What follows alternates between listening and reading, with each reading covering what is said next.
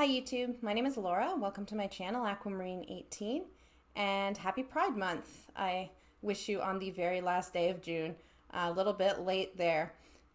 So I hope that folks have had a Pride Month that was exactly what that they were hoping and needing it to be. Yeah. So I'm coming online quickly. I always say I'm going to be quick. I'm often not. With what is inevitably going to be a pretty rambly video. And this is kind of a video response to Y at On The Cusp Tarot, and I will link his video below. For the past 7 days, or the past 6 days plus today, Y has been sharing a series, the 7 Days of Pride. And to celebrate Pride Month, or acknowledge Pride Month, Y has been sharing 7 2slgbtq plus tarot decks, one per day, and doing a walkthrough and showing all the cards and talking about each deck. And I commented on one of his videos, I don't remember which one, that I would like to do a VR. And this is not a tag, it's not something he framed as a video for other people to respond to necessarily. But when I saw his videos, I thought, yeah, I want to do a video where I talk about queer folks' contributions to tarot as well. In the context of the month of June. Great. So I have been kind of having a little bit of a think about what that would look like. Since most of the VRs I've done are lists of questions and things like this. And I don't really have much in the way of 2slgbtq plus decks to show, and I would say I have 3 in my collection, and 2 of them are decks that Y has already shown and given quite thorough discussions of, right? So I think what I'm going to do is show the third, the one that I have that Y hasn't mentioned, unless he mentions it today, because I don't think he's posted his video yet. But I'll show the one that I have that he hasn't mentioned already. And then I want to talk a little bit about why it is, for me, as a queer woman and tarot enthusiast, to have decks that are representative of our communities. And, there's a lot of conversations about representation in all kind of different ways. And there's so much to say, and this, could be a 10 video conversation. But I want to talk a little bit very specifically in the context of Pride and in the context of responding to Y's videos, why it is that having tarot decks for me that depict a diversity of genders and gender expressions and sexualities and forms of relationships and so on are important for me personally. And beyond for me personally, I want to talk about why I think that it's important in general, actually. So why it's not just for those of us who identify as members of queer community one way or another to have these decks, but actually having these decks is important for everyone, I think. So that's where I want to get to in this rambly video. So 2 decks that I have that I would show, but I'm not going to, since I think Y has done a very thorough showing already, are Neo Tarot, which is very new, and I've been working with this month and really loving. The Neo Tarot also has so many body shapes and sizes in it as well, that it just, seeing that deck gave me joy. And then the other that Y has already shown that I also have and love is the Next World Tarot as well. The third one, which has not been mentioned in Y's series, but that I have and love, is called Theist Tarot, or Thea's Tarot. It's by Ruth West. Here's the back. And my copy actually didn't even come with a box. This deck is copyright 1984. It was produced between 1980 and 1984. And basically what happened with this deck, and I'll just show a few cards as I talk about it. Basically, I got this deck when it was very out of print, but it's now back in print, and I'll provide a link to where you can find it. But the creator, Ruth West, had some extra copies, so they went up for sale, and I managed to get one. And it came in quite good shape, I must say, for a deck that is quite old now, really, when we think about it. And you see a lot of the deck's titles are changed, not all. For the Hierophant, you have a nun. So this deck came back into print. I got the old version, and all that it came with is this one page fold out. It has a single spread that is pretty much the Celtic cross and some bullet, just kind of keywords for each card. And I ended up making a bag for it. I'll show you. I make tarot bags. A lot of people make their own tarot bags. Mine are probably the worst ones on YouTube. I don't do very good. But I made this bag for it with a drawstring. I really like picking fabrics that kind of go with the style of the deck, so I made a bag for it. But this deck is back in print in large part because of this book project, called She Is Sitting in the Night, Revisioning Theist Tarot by Oliver Pickle, with art by Ruth West, who's the creator of the deck. So there was interest in republishing this deck, and the book provides meanings for the cards far beyond, just keywords. There's a full page for each. It's a really nicely printed book. And the book talks about revisioning this 1980s lesbian feminist tarot deck from a contemporary queer perspective in a mindful and respectful way that was done in collaboration with Ruth West herself, the artist, as well. So the deck has been brought back to life, which I think is fantastic. As I flip through the Lover's card, how amazing. And I love the style of this deck. There's so much about it that I really like. And so I wanted to share something that, what is her name? Rima Athar, apologies for mispronouncing your last name if I did, who writes the foreword in this book, who found Theist Tarot when looking for a different kind of deck. And I'm just going to read a very short excerpt of the foreword, right? And so Rima talks about finding so many decks that were laden with symbolism and iconography associated with hierarchical European monarchies, conquest and war, Christian religious orthodoxy, moral overtones, and so on and so on. Negative or lacking depictions of women in the decks. And so Rima says, I looked at the artwork within various decks. The more the representation seemed to reflect a conspicuously absent story. Like so much of history that is rewritten by erasing what came before, I was sure there had to be decks that reflected a different worldview, a feminist worldview. When I came across archived images of Theist Tarot by Ruth West, I knew I'd found just that. Here was a deck full of hella queer women, lesbians in flannel shirts, holding hands, having picnics, writing ideas down, sharing food, gardening, and making all sorts of love. Here were women of many shapes and sizes and colors, from historical and contemporary walks of life, basking in the glory of day-to-day life. And I feel like I very much shared Rima's enthusiasm when I found this deck. It does have a wide variety of folks depicted in it. Some are more kind of mystical, if you will, like in the comet here, but others much less so. And I really like what Rima talked about in terms of finding a deck full of women in everyday life, and hella queer women in everyday life. And there are so many women with cats in here, I gotta say, having picnics in the Two of Cups, right? So great.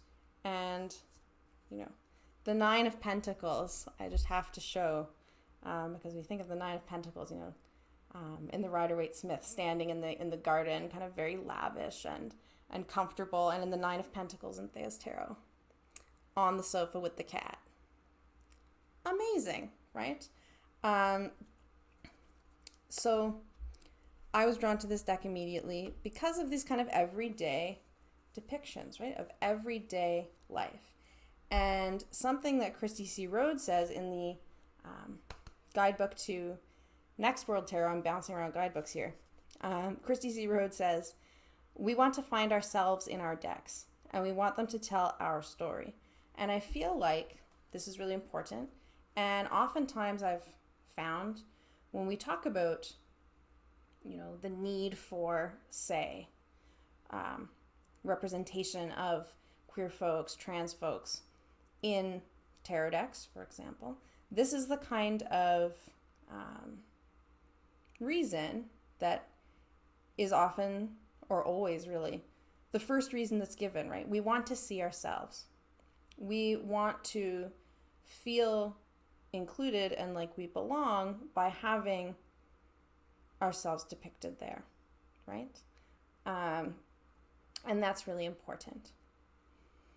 And I think that there are other reasons too, though. And I was watching today, I caught the beginning of a video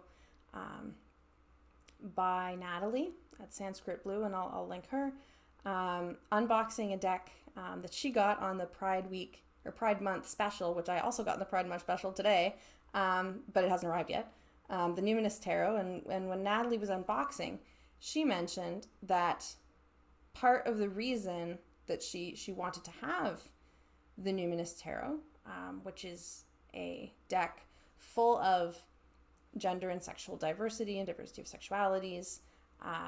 The creator is a non-binary trans person. And one of the reasons that Natalie expressed wanting to have this deck was because of doing readings for 2slgbtq plus clients, right? So, and I thanked her in the comments actually for that, because I think that's important too, right? Often we think about, well, we want to see ourselves reflected in our decks, but like clients want that too. And I don't read professionally. I read for my friends sometimes, and for myself often. But I wouldn't want to have someone come to have a reading with me and me not have a deck or decks to show them that have anyone like them depicted therein, right? And I think that that's important too. So I appreciate that Natalie mentioned this, right?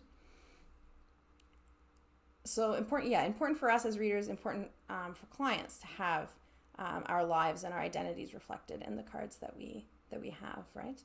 But I think it even goes beyond those things, right? And so I want to share, I'm doing a lot of reading in this video. I want to share a quick definition that I think is going to help me explain where I'm coming from when I think about why queer representation in tarot is important for me. And I'm taking this definition from a textbook, which is a textbook that I've taught a couple of times, doing Feminist Theory from Modernity to Postmodernity by Susan Archer Mann. And I want to share the definition of heteronormativity, right? Because heteronormativity and homophobia are not the same thing. And I think that a lot of the reasons that good, positive, multifaceted representation of diverse folks is important to me is about heteronormativity. And so they define heteronormativity as the following: the assumption that heterosexuality is natural, normal, and socially appropriate. It becomes the standard by which other sexual practices are deemed deviant. End quote, right? The assumption that heterosexuality is natural, normal, and socially appropriate, and that then other sexualities are not, and are maybe varying degrees of not appropriate or not normal, right? But aren't, because they're not heterosexual. Similarly, we can think about cisnormativity or ciscentrism, a belief or assumption that being a cisgender person is normal and natural, and being non-binary identifying or trans-identified person is not normal or not natural, not acceptable, right? Assumptions about what's normal. And I think that this is a good way for me to get across why I think having these decks that depict gender and sexual diversity in the ways that they do is important for everyone, and not just for people who identify with these communities, right?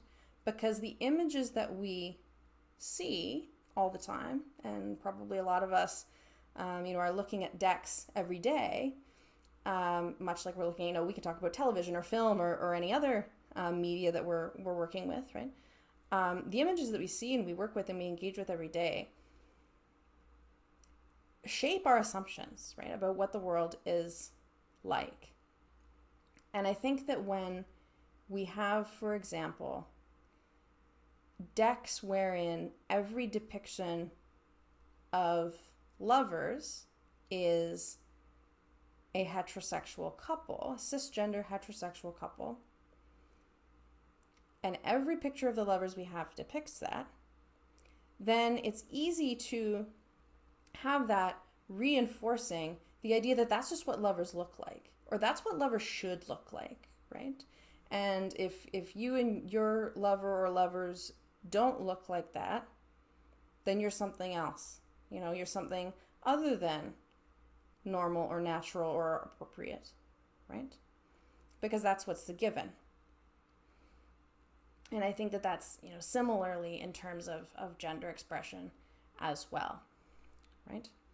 And so it's important for all of us to be challenging those assumptions that then serve to marginalize people, right?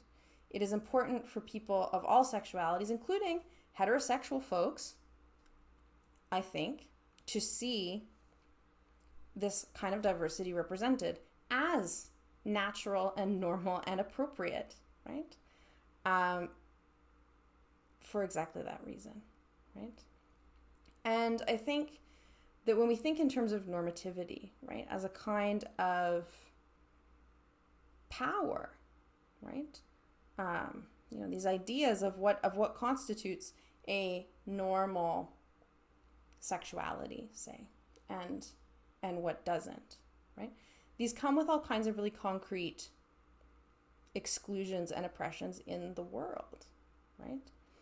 And I think that in this way, tarot is not special in this respect, right? I think this goes for other media as well. And there's lots of conversations and lots of articles that you can look them up about the importance of representation of diverse genders and sexualities in something like television too, right? Because if you think about it, heteronormativity, that assumption that heterosexuality is what's natural and normal, that assumption then gives us nothing but television shows about nuclear heterosexual families, right? Because that's what's normal, that's the assumption. And then seeing that, right? And seeing a lack of meaningful representation of anyone else then reinforces in the minds of viewers, reinforces in the minds of young viewers, right? That is in fact what's normal. This is what a family looks like, right?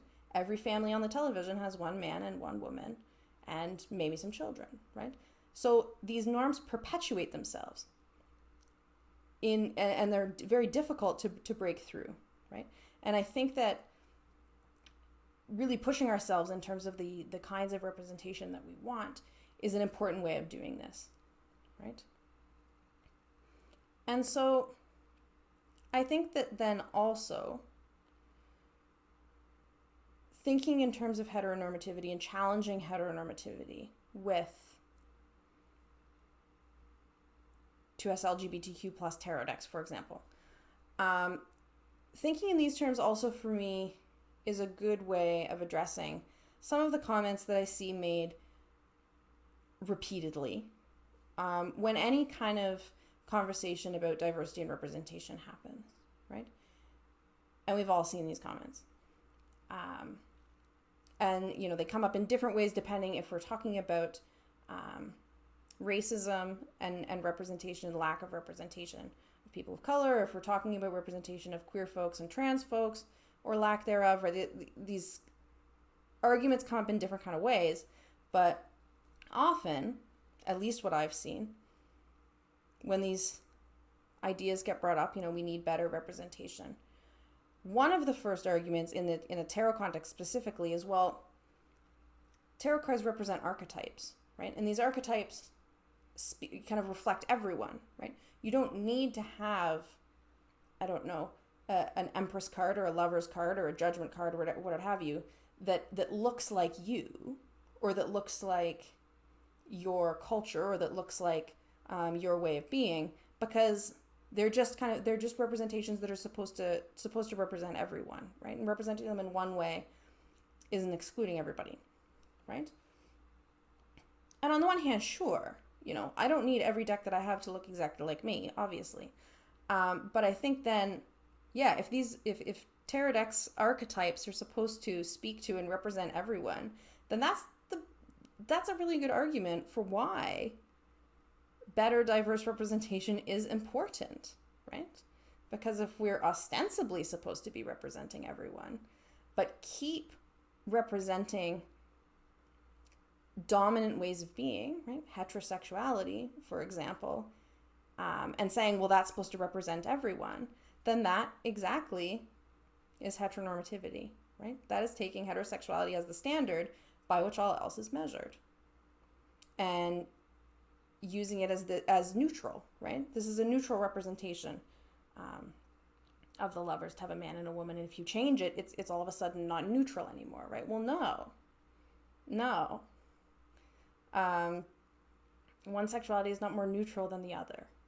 So that's an issue, right? And the other issue, and I have seen this come up, as an argument, both in conversations about representation and race, and in conversations about representation and sexuality, and about representations and gender. There always seems to be someone, or a whole host of someones, and I'm not thinking of anybody in particular here, just to be clear, who brings in the idea of, well, tarot decks that depict animals are great for this reason, right? Because when you have a tarot deck that's populated by animals, or like plants, or any other kind of non-human imagery, then you don't have race depicted at all. You don't have gender depicted at all.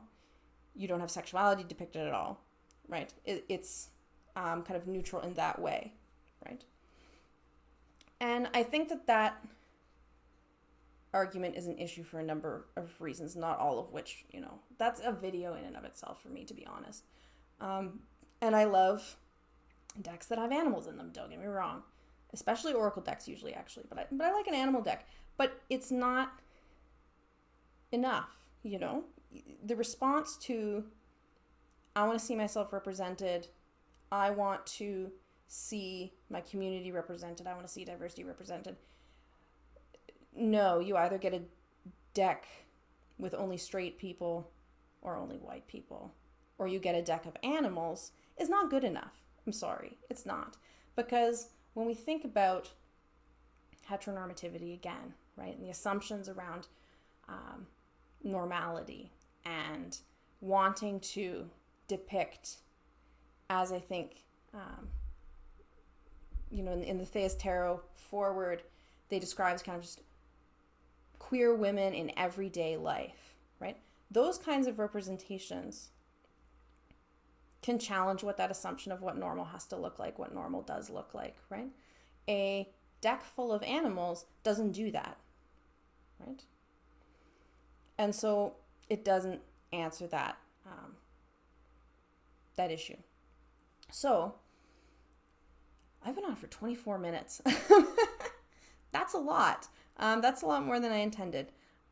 So to kind of conclude this rambly, pride-related and gender and sexual diversity and tarot-related ramble, I guess what I want to end on is to say, thank you to Y for doing the 7 Days of Pride and kind of getting me thinking about this and prompting me to make this video. That's one.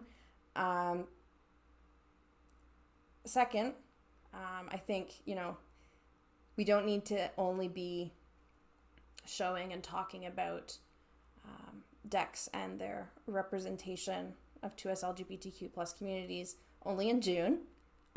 So it's good to, be thinking about these kind of things all the time. And I know like a lot of us are, right?